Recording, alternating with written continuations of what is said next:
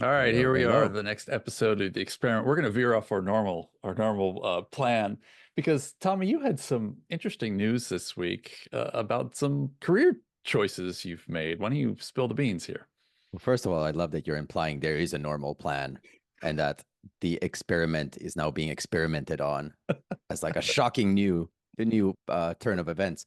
But yeah, I left the house and entered the alley, so to speak. So as those who know anything about my career, like I've been spending a lot of time last couple of years, several years doing long-term tours of duty in-house as an executive for companies. And being a house cat is kind of amazing in a lot of ways, but the alley has called, and I have decided to go fully consultant, fractional, build my own business, whatever the heck that means. Basically, be feral and be an alley cat from here on out. So that's my big news. My main focus is going to be on both fractional CPO roles and interim CPO roles. There's a little bit of a difference in those. And then also, I do want to build a little bit of a repertoire as like an executive advisor. So essentially, instead of replacing or polyfilling the gap of a missing leader, I feel like I know I have a lot to give. Also, just like lift up existing leaders. Well, I think you're going to be great at it. I've seen you in action doing some of that in the past, and I've seen how good you are. What's funny is how in some ways, I'm the opposite, where a number of years ago, as you know, not everyone watching might know, but certain family needs pulled me off of being a full-time operator, full-time sort of chief product officer. And so I've been, teaching and coaching and doing little consulting projects here or there. But actually, I'm really itching to get back to a full-time team. I miss managing a team, and I'm trying to figure out with the family as to can that happen, in the next 12 months. So it's funny. I may be going in the opposite direction. I What? mean, Go ahead. I'm a known weather vane. Even though I speak big game on like burning the boats and like I'm never going back to W2 employment again. You mismanaging a team. I don't miss mismanaging a team. So yet, but we'll see. Nice wordplay. I'm clever like that. But we'll see. Talk to me in a year. Talk to me in 3 years, and maybe the winds will be blowing me back into full-time operating roles. Right now, I'm feeling very confident and secure in my decision, and but you never know. I've changed my mind on a lot of things in the past, and I will continue to do so. And it's wise to you could always make a new decision. I agree with you. Well, one of the things we've been talking about is how, we should do more storytelling on here. And and I thought, given your news, it might actually be fun for each of us to share sort of a favorite anecdote from being a consultant or an advisor in the past. I have one that I'll share from a special moment, but let me kick it over to you first. If you think back to when you've been in that role of advising people or companies, was there the moment that rises to the fore as a favorite anecdote? Yeah, absolutely. And just to make sure I say this, this is not just because this is when you and I first met. That was a bonus on this, but so this was during the time when I was working at Products Labs with Melissa Perry, working for the Insight Partners portfolio, and we got pulled into a large, relatively large thing with a portfolio company of theirs. It was like a post M&A, two companies with similar products being mushed together, and with a lot of upside, like really solid products, amazing market, everything pointing up and to the right. Um, and this, for me, ended up being the most game-changing experience because, I mean, obviously, yes, I met you and so forth. But this was the first time I saw the full power of the Insight Partners on-site program deployed from like all angles. So I got to Insight work with, Partners being kind of a late stage VC, almost private equity firm. Yeah. yeah, with all the love in the world, I've been saying they're kind of VC in the streets, PE in the sheets. Yeah. They they straddle that line very uh gracefully, if you will. Yep. But they have a very powerful like operating resource pool called Insight Onsite, which is really hard to say. I still find myself saying it completely wrong. But anyway, Insight Onsite, um, where they have centers of excellence for all the different departments you can think of. And um, the reason why this specific case ended up being such a game changer for me is I had been in like this product bubble up until then. I was like, I thought the world was heliocentric, product being at the center of the universe, and all the answers in the world were findable from within the product world. And like this was the first time as we're working with the other, like really working together with the team at the company. I should even say companies, because it was still that early in the kind of post M&A that it still felt kind of like working on two companies at the same time. Working with the teams, the Insight Onsite centers of excellence. And it was like the first time that I really saw cross-departmental data analysis like light everything up. Mhm. Like being able to spend time with like an incredibly experienced sales ops analyst and like work with that person to cross correlate data from different systems. Like well, first of all, seeing how much you can do when you have good Salesforce data, Mhm. to use that as segmentation to look at data from all the other systems. And anyway, I'm like rambling. It was just such an eye-opening moment for me to see how all the answers can be discovered when you just like bust down those functional departmental silos. Um, and that was such an exciting initiative because they were in all sorts of transformation. They were bringing in a new CPO, so it was kind of like uh, we're helping them on a lot of fronts. Yep. And it was for me, it was so satisfying to bring in that new chief product officer some months later and to be able to, like, you and I have both joined as new leaders several times, and nobody knows how to onboard a CPO. You know what I Mhm. mean? Like, the CEO doesn't know what that person needs. Their team doesn't know what that person needs. Like, nobody knows what you need to get going if you haven't been in that role.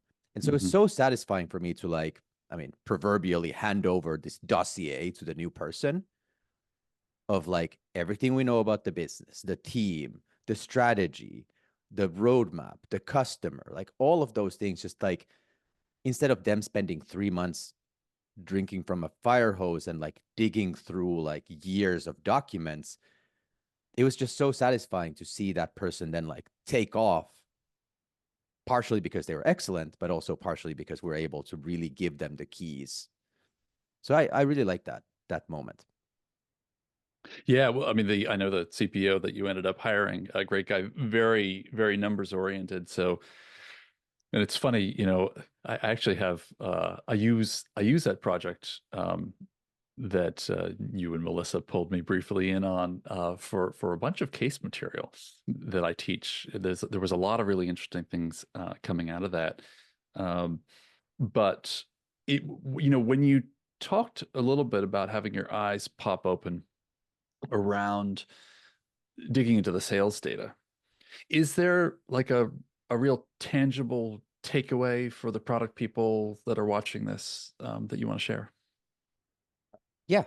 Um, I feel like I've been screaming this until I'm like red in the face, but the answers to most problems with a company, with its strategy, with its like operations, very rarely sit within an organ, like a department's confines. Yep. Like we've talked about this in our previous installments. I truly believe most company problems are leadership alignment issues. Hmm. And I really believe most of the real wisdom sits in the margins between the departments, Hmm. either in connecting the dots between numbers of those two silos or the numbers that are kind of neither one's domain. Yep. So that to me is like for product people, I mean, heck, you teach a course on this, learning to understand the financial aspects of everything, and then learning to understand the operational numbers, systems, Yeah. even the freaking acronyms, like the first time a product person looks through like sales ops numbers, they're usually Googling 20 terms Yeah. to understand. Like that's where the magic is. It's, when you interview with a company, you see they're on their best behavior. Oftentimes the candidates are on their best behavior. Everyone's on their best behavior. You don't really know what's going on until you get in there. And and yes, you can have lots of conversations, but to your point, there's nothing like looking at the data. And and for sure, just to like beat this horse to the ground, you want to look at the product data for sure. You want to look at the metrics that the product team's obsessed about, but you really want to look at the broader financial metrics and the other operational metrics, like sales performance, what's happening, the other parts of the business, because in looking at the numbers, you'll see what the truth of the system really is, and you'll be able to spot what's working and what's really not working. When I came into one company, it had really convinced itself that it was in a particular growth stage. It had just finished raising a Series D. It had it had convinced themselves of a particular story. It had convinced investors of a particular story. And I landed there and I started really looking at the numbers because finally I could really get deep into the numbers. And I realized that the story they were actually in was not the story they thought they were in.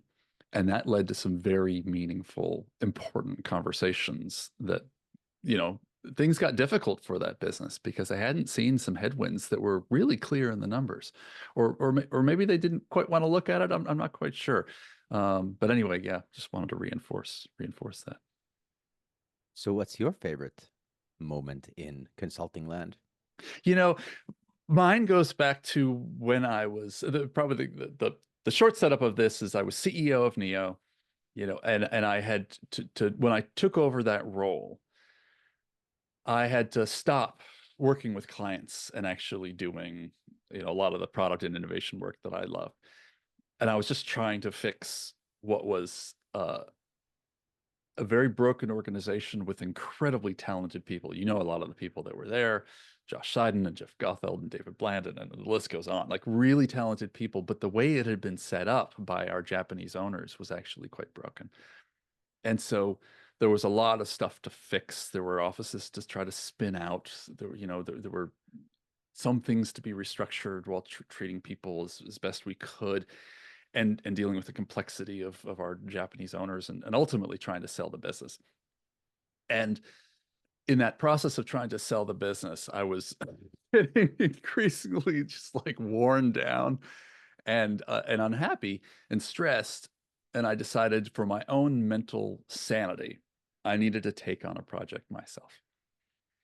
And the Mayo Clinic had wanted to work together. They had this innovation project that they wanted to do.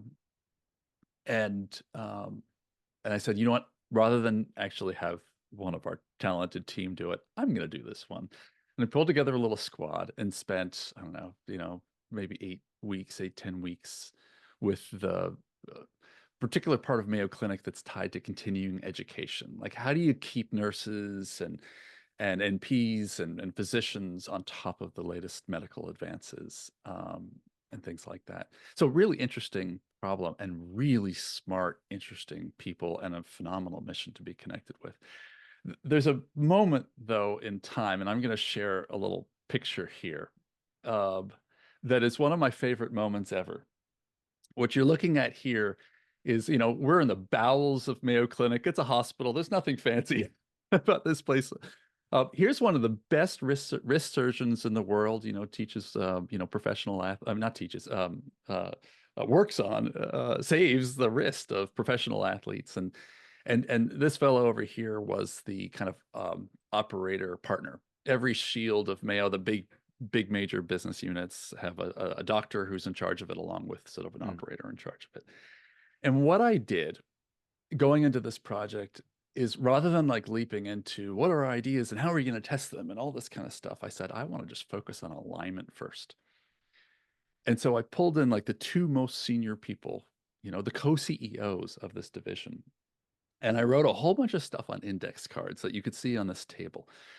And they were all sorts of things like, the budget to get to break even, size of the potential market, you know is this testable in the time frame we have, you know alignment with the Mayo brand, just all these things about what the ideas we could work on might be, um, ranging from financial related things in terms of TAM or investment requirements to very soft and fuzzy things, as I say, like alignment to values, and would the other physicians within Mayo Clinic, object to the idea.